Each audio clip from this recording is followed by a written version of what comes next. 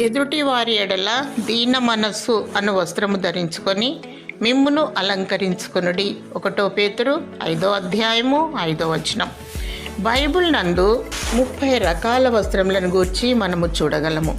అందులో ప్రతిష్ఠిత వస్త్రాలు, సేవా వస్త్రాలు, రక్షణ వస్త్రాలు, తెల్లని వస్త్రాలు, ప్రకాశమానమైన వస్త్రాలు కలిగి మనము రక్షణ మారు మనస్సు పొంది దినదినము మనం ప్రభు అయిన యేసుక్రీస్తు వారిని వెంబడిస్తూ మనకి మనం తగ్గించుకొని తగు మాత్రం వస్త్రముల చేత మరియు సత్క్రియల చేత అలంకరించుకొనవలెను.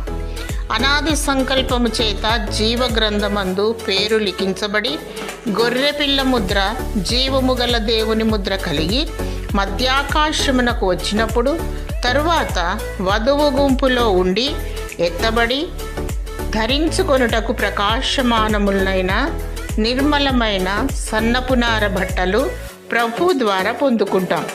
దీన మనస్సు అను వస్త్రమును ధరించుకొన్నచో దేవుని దయను పొందెదము. దేవుడు మిమ్ములను లేవనెత్తి దీవించునుగాక.